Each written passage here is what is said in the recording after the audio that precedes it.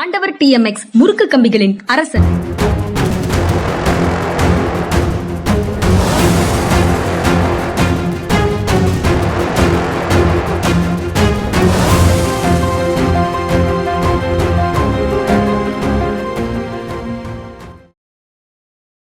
வணக்கம். இது மனிதா சார். வணக்கம் சார்.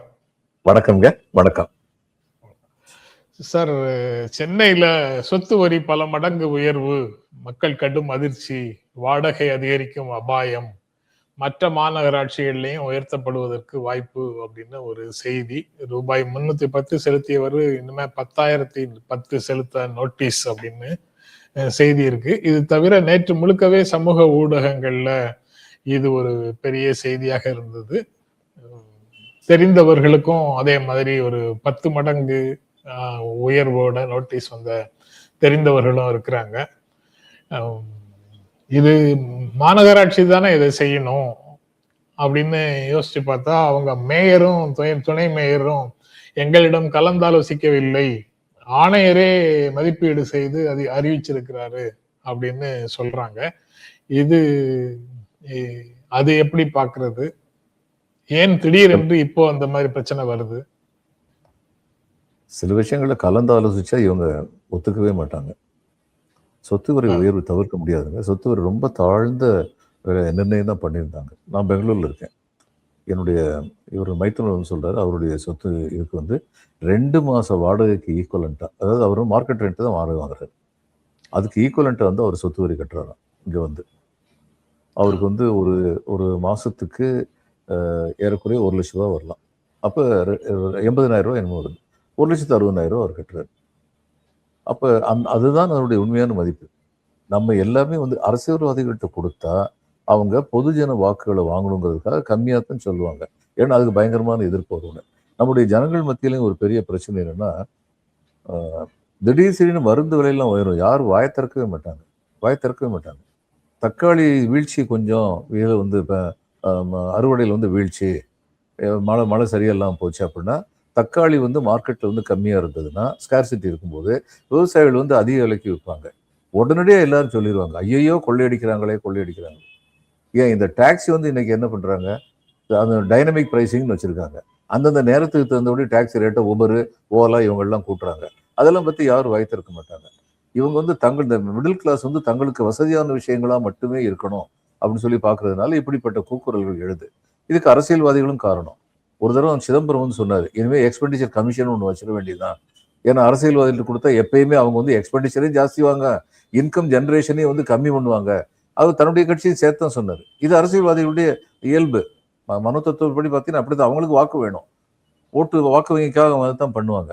அப்போ இவங்க எந்த அளவுக்கு கூட்டியிருக்காங்க எனக்கு தெரியாது. எவ்வளோ ரேஷனலிஸ்ட் அல்லது வழக்கமாக என்ன பண்ணுவாங்கன்னா, இது மாதிரி எக்கச்சக்கமாக கூட்டிட்டு அதுக்கப்புறம் ஒரு 5% குறைப்பாங்க. உடனே ஜனங்கள் ரொம்ப திருப்தியாக தான் லேட்டு போயிடுவாங்க. அதுக்காக பண்ணியிருக்காங்களான்னு தெரியாது. அப்புறம் இன்னொன்று அவர் என்ன சொல்றாருன்னா, இல்லை சில விதத்தில் நாங்கள் ரேஷனலைஸ் பண்ணியிருக்கோம். அது ரேஷனலைஸ் பண்ணுறதுன்னு என்ன கூட்டுறது தான். 2.5% என்னமோ தான் பாதிக்கப்பட்டிருக்காங்கன்னு சொல்றாரு. இதெல்லாம் எந்த அளவுக்கு உண்மை நமக்கு தெரியாது. ஆனால் உண்மையை சொல்றேன், இந்த சொத்து வரியில மிக குறைவாகத்தான், தமிழ்நாடு பூராவே குறைவாகத்தான். தமிழ்நாடு மட்டும் இல்லை, இந்தியாவில் எல்லா மாநிலங்களையும் அந்த கருது தான். அதை மாற்ற வேண்டிய தேவை இருக்கு. இவங்க அதிகமாக நிச்சயம் வரி கொடுக்கணும். வெல்ஃபேர் ஸ்டேட்னு சொல்லி கிரியேட் பண்ணோம்னா, ஒரு வெல்ஃபேருக்கு தேவையான பணம் எங்கிருந்து வரும்? கொஞ்சம் அதிக வசதி உள்ளவங்ககிட்ட இருந்தால் ஒரு நார்வே மாதிரியான ஸ்காண்டினேவியன் கண்ட்ரீஸில் 45% என்னமோ டேக்ஸ் வசதியானவங்களுக்கு. அவர் ஒரு வெல்ஃபேர் ஸ்டேட். அது ஒரு best example of welfare states in the world அப்படின்னு சொல்லி பார்த்தோம்னா அந்த ஸ்காண்டினேவியன், நார்வே, ஸ்வீடன் இவங்களெல்லாம் நம்ம சொல்லலாம். அங்கே பணக்காரர்கள் மேலே வரி விதிக்க தான் செய்கிறாங்க. அவங்க வரி விதிக்கிறதுக்கான காரணம் என்னன்னா, உங்களுடைய தேவைக்கு அதிகமாகவும் உங்களுடைய உழைப்பிற்கு மிதமிஞ்சி அதிகமாகவும் உங்களுக்கு லாபம் கிடைக்கிறது. அப்படி இருக்கும்போது அந்த லாபத்திலேருந்து நாங்கள் எடுக்க தான் செய்வோம் அப்படின்னு சொல்லி சொல்றாங்க. நம்ம இதில் 40% தான் இண்டஸ்ட்ரி ஜாஸ்தியா இருந்தது மேக்சிமம். சிதம்பரம் தான் அது மாதிரி குறைச்சாரு. சூப்பர் டாக்ஸ்னு ஒன்று உண்டு. வாங்கினது நானும் சின்ன குழந்தையா இருந்தபோது 85% டாக்ஸ் போடுவாங்க. அதெல்லாம் குறைச்சா 30% டாக்ஸ் நமக்கு ஆக்குனாரு. இண்டஸ்ட்ரிக்கு 40% சொல்லி வச்சாரு. ரேஷனலைஸ்டு அது ஆனால் அப்படி இப்போ 30% கொடுத்ததுக்கு என்னுடைய நண்பர்கள் பல பேர் மூக்கால் அழுகுறாங்க. நான் பார்த்துருக்கேன். நான் மூக்கால் அழுகுறாங்க, ஐயோ 30% வாங்குறாங்களே அப்படின்னு சொல்லி. பல வரிகள் இங்க கொடுமையான வரிகள் இருக்கு. இந்த ஜிஎஸ்டின்னு ஒன்று இருக்கு. எதுக்கெடுத்தாலும் நான் ஹோட்டல்ல போய் ஏன் படத்தை செலவழிச்சு சாப்பிட்டேன்னா அதுக்கு நான் வரி கட்டணும். இந்த மாதிரியான வரிகள்லாம் நம்ம பேச வேண்டியதான். ஆனா வருமான வரி 30% பத்தி நம்ம ரொம்ப, அது யாருக்கு 30%? ஒரு குறிப்பிட்ட அளவுக்கு மேல வருமானம் உள்ளவங்களுக்கு தான். 10% ஸ்லாப் இருக்கு, 20% ஸ்லாப் இருக்கு, அதுக்கு 30% இருக்கு. அதே மாதிரி இந்த இதுல வந்து சொத்து வரியில நான் சொல்றது பல பேருக்கு வந்து அதிருப்தியா இருக்கலாம். ஆனா உண்மை என்னன்னா சொத்து வரி வந்து ரொம்ப கம்மியா தான் தமிழ்நாட்டிலும் சரி மற்ற மாநிலங்களிலும் சரி அர்பன் ஏரியாஸ்ல ரொம்ப கம்மியா தான் போட்டிருந்தாங்க. இன்னைக்கு அவங்களுடைய சொத்துடைய மதிப்பை நீங்க யோசிச்சு பாருங்க. அந்த இதுல வந்து இந்த ஏரியால வந்து அந்த வீட்டை வித்து அவங்களுக்கு எவ்வளவுன்னு சொல்லி யோசிச்சு பாருங்க. அப்படின்னு பார்க்கும்போது அப்படிப்பட்ட ஒரு வீட்டை வச்சிருக்கவங்களுக்கு இப்படிப்பட்ட ஒரு டாக்ஸ் கட்டுற கெப்பாசிட்டி இருக்கு. அவங்க கட்டி தான் தீரணும். இது இவங்களை கேட்காம பண்ணிட்டாங்கன்னா ஜனநாயக முறைப்படி இது தவறு. ஆணையர் வந்து மேயரை கேட்காம பண்ணிட்டாருன்னா. ஆனா மேயரை கேட்டு அவர் சரி சொல்ல மாட்டாரு. அவங்க உடனடியா வந்து வாக்கு வங்கின்னு சொல்லி போவாங்க. ஆனா அது தப்பு தான். மேயரை கேட்டு தான் பண்ணியிருக்கணும். ஆனா இந்த வரி விகிதம்ங்கிறது வந்து உயர்த்தப்பட வேண்டிய தேவை இருந்ததுங்கிறதுல சந்தேகமே கிடையாது. எவ்வளவு வைத்திருக்காங்கிற பத்தி எனக்கு வந்து ப்ரொபோஷனேட்டா தெரியாது, என்னால சொல்ல முடியாது. ஆனா உயர்த்தப்பட வேண்டிய தேவை இருந்தது. 10 மடங்கு அதிகமான கேசஸே இருக்கு சார். இருக்கலாம். 10 மடங்கு அந்த போயஸ் கார்டன் மாதிரி ஏரியாவில் உள்ளவங்களுக்கு எல்லாம் 1 கோடி ரூபாய் போடலாம். அவங்க சொத்து மதிப்பு எவ்வளவு? ஒரு சின்ன உதாரணம் சொல்றேன்.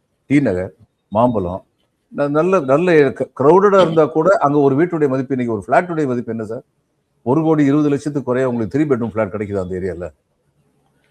அப்ப அவ்வளவு வசதியானவங்க வந்து இதுக்கு மட்டும் கொடுக்க மாட்டேன்னு சொன்னா என்ன அர்த்தம்? அது திரும்ப கீழே இறங்கும்ல, வாடகை இன்க்ரீஸ் ஆகும். அவங்க கூடுதலாக அங்க சொத்து வரி கட்டிட்டு வாடகைக்கு இருக்கக்கூடிய ஆட்கள்கிட்ட வாடகையை இன்க்ரீஸ் பண்ணுவாங்க. இல்ல அங்கதான் பிரச்சனை. கீழே பிரச்சனை. ஏற்கனவே வாடகை சரியான வாடகை நல்ல வாடகை வாங்கிட்டு இருக்கவங்க இதை சாக்க வச்சு வாடகையை கூட்டுவாங்க. அது தப்புதான். இதெல்லாம் ஸ்டாண்டர்டைஸ்டா மார்க்கெட் ரெண்ட் என்ன வாங்குறீங்களோ அதுல 2 months ஈக்குவலண்டா வந்து நீங்க வந்து சொத்து வரி கட்டணுங்கிற மாதிரி ஸ்டாண்டர்டைஸா ஏதாவது பண்ணாங்கன்னா எந்த விதமான முணுமுணுப்பும் இருக்காது. டிக்ளேர்டு பொசிஷன் அதுதான் சார் எல்லா இடத்துலயும் லேக்கிங்கா இருக்கு. ஒரு பாலிசியாக வரையறுத்துட்டீங்கன்னா பிரச்சனை இல்லை. அப்படின்னா நீங்க வந்து உங்களுக்கும் ஒரே வரி தான் எனக்கும் ஒரே வரி தாங்கிறத நான் நம்ப முடியும். ஆமா, இப்போ உங்க முகத்தை பார்த்த உடனே குறைச்சு போடுறாங்க, என் முகத்தை பார்த்தா கூட போடுறாங்கிற ஒரு உணர்வு வருது இல்ல?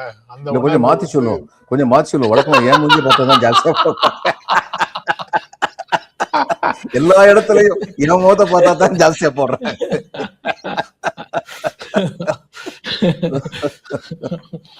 அதுக்கப்புறம் நாளையோட பார்லிமெண்ட் செஷனும் முடியுது. கிட்டத்தட்ட ஒன்னும் பெருசா பிசினஸ் நடந்த மாதிரி தெரியல. ஏற்கனவே ஒரு 15 நாளைக்கு மேல உள்துறை அமைச்சர் நாடாளுமன்ற வளாகத்துக்குள்ள வந்தாரு, ஆனா அவைக்குள்ள வரல அப்படின்னு எதிர்கட்சிகள் கடுமையான ஒரு குற்றச்சாட்டை முன்வச்சிட்டு இருந்தாங்க.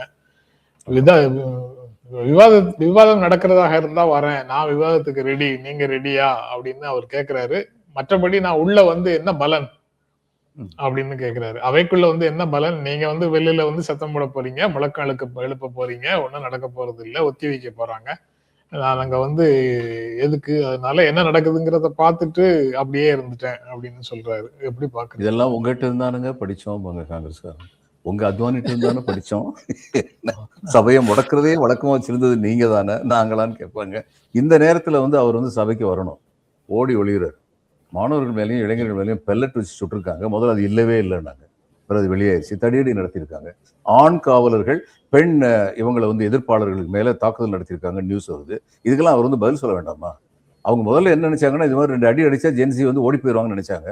ஓடி போகாம நிலைமை முத்துனோன்னு பிரதான நீக்கிட்டு அவருக்கு ஈக்குவலண்டா, இஃப் நாட் ஒர்ஸ், அவருக்கு ஈக்குவலண்டான ஒரு ஆளை வந்து அங்க மந்திரியா போட்டாங்க. அதுல ஜென்சி முட்டாத்தனம் பண்ணிட்டாங்க. அவங்க முதல்ல கேட்டது நீட்ல வந்து ரிஃபார்ம்ஸ். நீட் ரிஃபார்ம் சென்ட்ரிக்கா இருந்த போராட்டம் வந்து மந்திரியை ரிமூவ் பண்ணி சென்ட்ரிக்கானது தப்பு. உடனே அவங்க ஜெயிக்கல, அரசாங்கம் தான் ஜெயிச்சது. இருந்தாலும் இந்த அளவுக்கு ஒரு அரசை பண்ணி வச்சிருக்காங்கிற அளவுக்கு அவங்க வெற்றி அடைஞ்சிருக்காங்க, நிச்சயமா சொல்ல முடியும். அடுத்து சரியான காரணங்களை, சரியான நோக்கங்களை வைத்து அவர்கள் போராட்டம் நடத்தினால் அரசு மண்டியிடும், அதுல சந்தேகமே கிடையாது.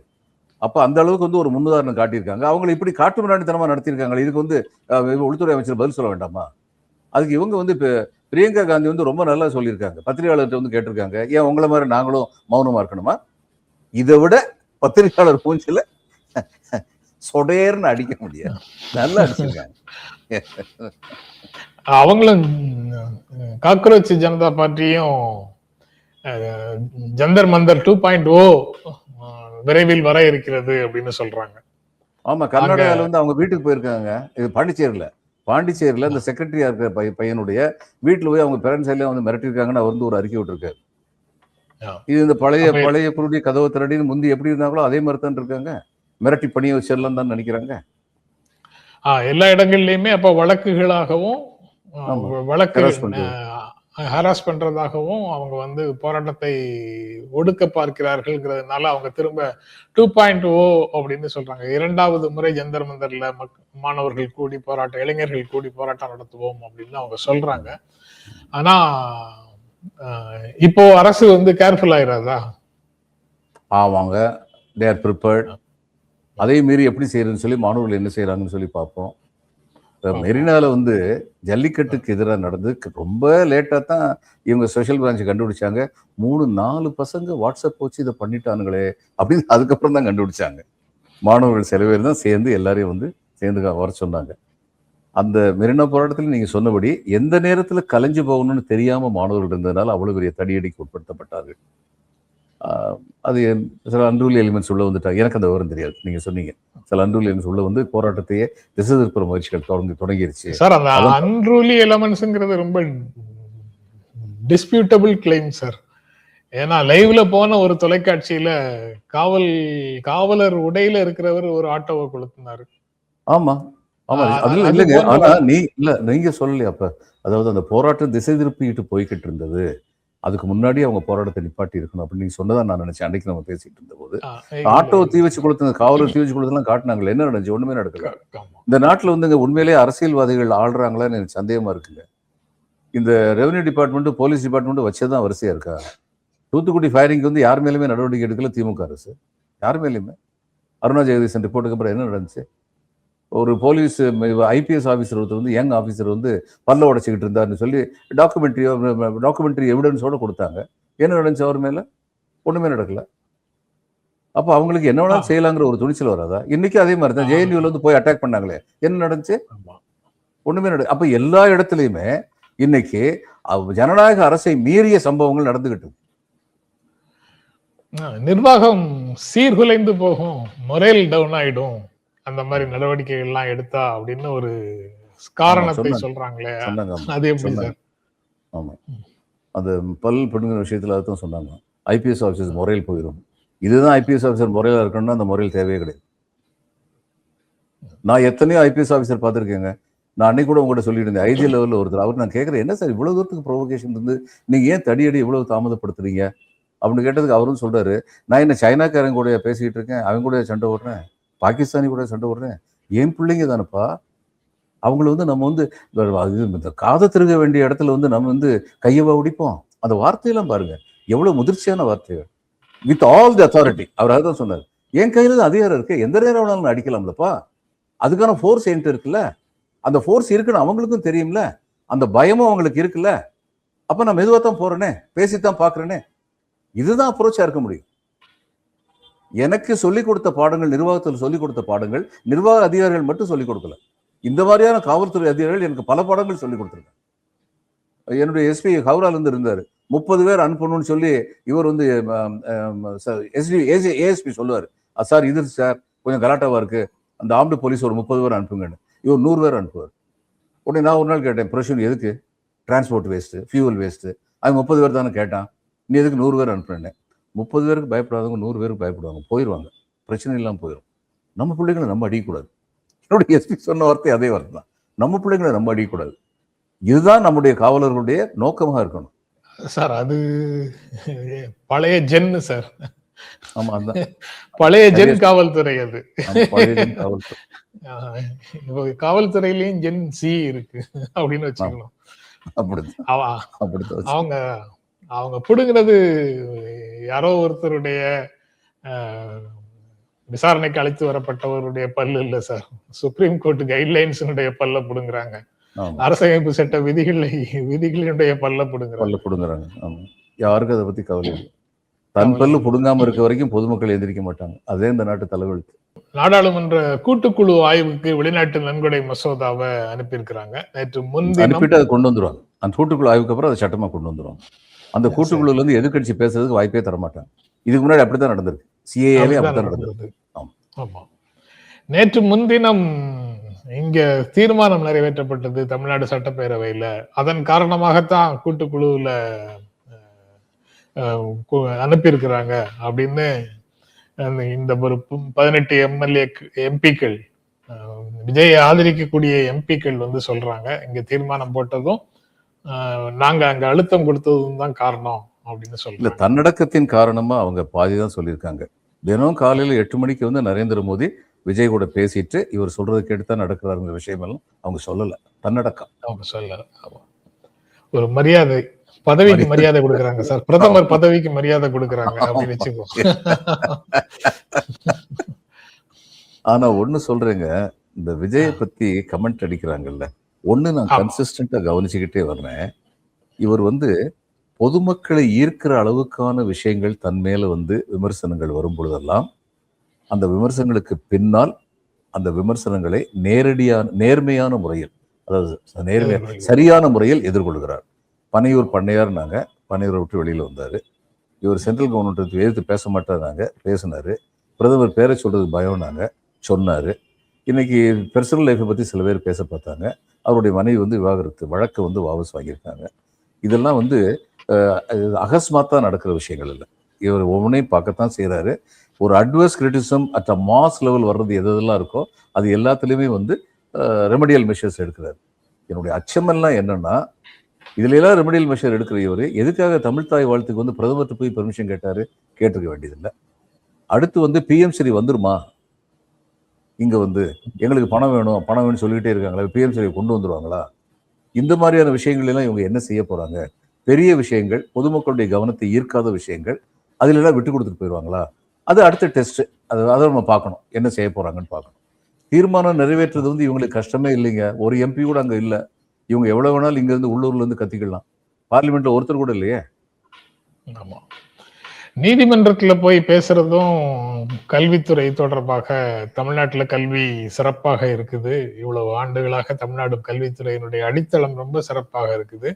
நாங்க வந்து அந்த ஜவஹர் நவோதயா பள்ளிகள் எங்களுக்கு தேவையில்லைங்கிறது தான் எங்களுடைய நிலைப்பாடு. எங்களுடைய கல்விக் கொள்கைகளின்படி தமிழ்நாட்டுல கல்வி இவ்வளவு சிறப்பாக இருக்கு, இவ்வளவு அரசு பள்ளிகள் இருக்கு, இவ்வளவு தனியார் பள்ளிகள் இருக்கு, எல்லா இடத்துலயும் எல்லாமே சிறப்பாக இருக்கு அப்படின்னு தான் ஸ்டாண்டு சொல்றாங்க, நீதிமன்றங்கள்ல சொல்றாங்க. எந்த அளவுக்கு வலிமையாக அந்த வாதத்தை அங்கு வைக்க போகிறார்கள்னு பார்க்கணும். ஸ்ரீரங்கம் கோயில்ல வந்து அபிடவிட் வந்து கொடுத்திருக்காங்க சார், இப்படிதான்.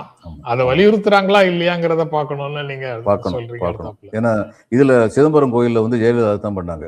தீட்சிதர்கள் வந்து இது அறநிலையத்துறையில கொடுக்க மாட்டோம்னு சொல்லி கேஸ் போட்ட போது நம்முடைய அரசு வழக்கறிஞர்கள் வந்து அங்க வந்து ரொம்ப ஃபோர்ஸா ஆர்கியூ பண்ணல. அது ஒரு தீட்சிதர் வந்து என்கிட்ட சொன்னார். அவரு சொன்னது எந்த அளவுக்கு உண்மைன்னு எனக்கு தெரியாது. ஆனா அவர் சொன்னார், இல்ல முதல்வர் சந்திச்சோம், அவங்க கவலைப்படாதீங்கன்னு சொன்னாங்க அப்படின்னாரு. அப்படி சொல்லியிருந்தா அவங்களுக்கு வேண்டாம், இடைஞ்சல் பண்ணாதீங்கன்னு சொல்லி உத்தரவுகள் பிறப்பிக்கப்பட்டிருக்கலாம். அதே மாதிரி இதுல என்ன பண்ண போறாங்கன்னு சொல்லி நம்ம பார்க்கணும். இதெல்லாம் ரொம்ப முக்கியமான விஷயங்கள். இன்னொன்னுங்க, ஐஐடியை வந்து இது இன்ஸ்டிடியூஷன் ஆஃப் எக்ஸலன்ஸ் அப்படி ஒரு ப்ரொபோசல் இருந்தது. சில இன்ஸ்டிடியூஷன் ஆஃப் எக்ஸலன்ஸ் கொண்டு வந்துருவோம். அது காரணம் என்ன சொன்னாங்க, இன்ஸ்டிடியூட் எக்ஸலன்ஸ் கொண்டு வரதுக்கு பணத்தை அள்ளி கொட்டி எவ்வளவு தேவையோ அவ்வளவு தூரத்துக்கு கொட்டி உலக அளவுல ரிசர்ச்ல வந்து நம்பர் 1 கொண்டு வருவோம், வரிசையா வந்து நோபல் பரிசு வாங்கிக்கிட்டே வருவாங்க அப்படின்னு சொல்லி சொன்னாங்க. சொல்லாம விட்டது அது இன்ஸ்டிடியூட் ஆஃப் எக்ஸலன்ஸ் வந்தோன்னு அங்கே ரிசர்வேஷன் இருக்காது. சொல்லாம விட்டது, அது சொல்லலை. நான் சொன்னேன் அவங்க கிட்ட, எனக்கு வேண்டாங்க நோபல் பரிசு வேண்டாம், திடீர்னு அடுத்த வருஷமே எனக்கு நோபல் பரிசு வேண்டாம். இவங்களை வந்து கீழ்மட்டத்தில் சமுதாய பொருளாதார நிலையில் இருப்பவர்களுக்கு வாய்ப்பு கொடுத்து அவங்க மேல வர்றாங்கல்ல, இன்னும் 15 வருஷம் ஆகட்டும். ஒரு 3 நோபல் பரிசு வாங்கும்போது அதுல ஒருத்தர் வந்து இந்த கீழில இருந்து மேல வந்து குடும்பத்தை சேர்ந்தவர் இருக்காருல்ல, அதுதான் உண்மையான வெற்றி, ஜனநாயகத்துடைய வெற்றி. அது பொறுத்து போறதுல எந்த கஷ்டமே இல்லை. இப்ப அது மாதிரி தான் இவங்க என்ன பண்ண போறாங்கன்னு நம்ம கொஞ்சம் கேர்ஃபுல்லா பார்க்க வேண்டியது. கேரளால சொல்லிட்டாங்க சார், இந்த 2 பேரா தான் பாடுவோம்னு. அதுக்கு அட்மினிஸ்ட்ரேஷன் எப்படி சார் பார்க்கும்? அது ஒரு சார், அது ஒரு அட்மினிஸ்ட்ரேட்டிவ் ஆர்டர் தானே. இவங்க இஷ்யூ பண்ணிருக்கிறது அட்மினிஸ்ட்ரேட்டிவ் ஆர்டர் தானே. அதாவது அவமரியாதையை வந்து சட்டமாக்கி இருக்காங்கல்ல. 6 ஸ்டான்ஸா பாடாததை அல்லது இசைக்காததை சட்டமாக்கி இருக்கிறாங்க. பாடாம இசைச்சிட்டா முடிஞ்சு போச்சா? வந்தே மாதரம் பாடாதது அவமதிப்புன்னு சொல்லியிருக்காங்க. வந்தே மாதரம் 6 ஸ்டான்ஸும் பாடாதது அவங்க சொல்லி ரொம்ப கேர்ஃபுல்லா கூட அவங்க சட்டம் போட்டுக்கலாம். அப்படி சொல்லியிருந்தா இவங்க வந்தே மாதரத்தில் ரெண்டு ஸ்டான்ஸா பாடுறோம். ஏன் சுருக்கமா சொல்றேங்க, ஆர்மியிலேயே வந்தே மாதரத்துடைய 2 ஸ்டான்ஸா தான் பாடுறாங்க மியூசிக்கா. அப்படி இருக்கும்போது சார் அது முன்னால இருந்திருக்கும் சார். இப்ப சட்டம் நேத்துல இருந்து சட்டம் வந்துச்சு. குடியரசுத் தலைவர் ஒப்புதல் கொடுத்துட்டாரு. சட்டம் மியூசிக்கா ஆயிடுச்சு. போடும்போது 6 ஸ்டான்ஸாவுக்கும் ஒரே ராகம் தான் தெரியாது. அதை வந்தே எப்படி மாதரம்ங்கிற சொல் வந்து எழுப்புச்சு, மக்கள் எழுப்புச்சு. இப்ப இவர் வந்து கலைஞர் வந்து முதல்ல வந்து இவங்க வந்து இது எழுச்சி மாநாடு, தன்மான உணர்வு மாநாடு எல்லாம் நடத்தும் போது இந்த தங்கரத்னம்னு ஒரு படம் SSR எடுத்தார். அந்த படத்துல வந்து அந்த மாநாட்டுல கொஞ்சம் பகுதியை வந்து அப்படி காமிச்சிருப்பாங்க. அதுல ஒரு ஆரம்பிக்கிறதே எப்படி ஆரம்பிப்பாருன்னா, கலைஞர் வந்து சோழர்களின் சொந்தங்களே, பாண்டியர்களின் பங்காளிகளே அப்படின்னு ஆரம்பிப்பார். இது ரொம்ப முக்கியமான ஒரு சொற்றொடர். அதாவது what was my glorious past அப்படின்னு சொல்லி கொடுக்குறது. அது மாதிரி பங்கிம் சந்திரருடைய வந்தே மாதரம், அவர் வந்து 6 கோடி இது பங்காளிகளுக்காக எழுதின பாட்டு, அது 30 கோடி இந்தியர்களுக்காக எழுதின பாட்டு இல்லை. ஆனா இட் டிரான்செண்டட் டைம் அண்ட் ஸ்பேஸ். அது நிஜம். காலதேச வர்த்தமானங்களை கடந்து இந்தியா முழுமைக்குமான பாடலாக ரவீந்திர தாகூர் ப்ரப்போஸ் பண்ணது. அவரே பாடினார், அது ஏற்றுக்கொள்ளப்பட்டது. அதுல நல்லா டிஸ்கஸ் பண்ணிட்டு 2 ஸ்டான்ஸா மட்டும், முதல்ல அவர் எழுதினது 2 ஸ்டான்ஸா தான். அடுத்து ஆனந்தமடம் நாவலுக்கு ஏற்றபடி இன்னும் 4 ஸ்டான்ஸா சேர்த்துக்கிட்டாரு. இதெல்லாம் சொன்னதுனால அது 2 ஸ்டான்ஸா மட்டும் பாடுவோம்னு சொல்லி சொன்னாங்க. அந்த 2 ஸ்டான்ஸா நிச்சயமா வந்து இது மக்கள் மனதில் வந்து ஒரு எழுச்சியை உண்டாக்கியது, என்றும் உண்டாக்க முடியுங்கிறது நிஜம்தான், அதுல சந்தேகமே கிடையாது. அதையே போட்டு விஷத்தை கலக்குறீங்க. அதுதான் இவர் வந்து பாரதியார் வந்து தன்னுடைய இதை பத்தி பாடும்போது பாடல, எந்தையும் தாயும் மகிழ்ந்து குலாவி இருந்தது முன்னாடின்னு வரிசையா பாடும்போது, இதை சிந்தனை கூறி மனதில் வருது என் வாயுற வாழ்த்தேனோ, இதை வந்தே மாதரம் வந்தே மாதரம் என்று வணங்கேனோ அப்படின்னு ஒரு பாடலையா? அதனால யார் இதுக்கு விரோதம்? நம்ம எல்லாருக்குமே சொந்தமான பாடல் தானே. அது எந்த அளவுக்கு பொருத்தமான இது வரிகளோட இருக்கோ அப்படி பொருத்தமான வரிகளை வைக்கும் போதுதான் அது எல்லாருக்கும் சொந்தமானதா இருக்கும். இந்த இடத்துல அந்த நாடாளுமன்ற அமளிக்கு நடுவில் அந்த mines and minerals act amendment வந்து பாஸ் ஆயிடுச்சு அப்படிங்கிறது ஒரு செய்தி. சத்தம் போடாம விவாதமே சத்தம் போடாம அதுல மாநில உரிமைகளை காப்போம் காப்போம்னு இங்க வந்து ஜெபித்துக்கிட்டு இருக்கிறாங்க. ஆனா அங்க வந்து சைலண்டா அது முடிஞ்சு போயிடுச்சு. ஏறக்குறைய 4000 கோடி ரூபாய் தமிழக அரசுக்கு இழப்பு இருக்குன்னு ஒரு ஸ்ட்ராட்டஜி சொல்லுது.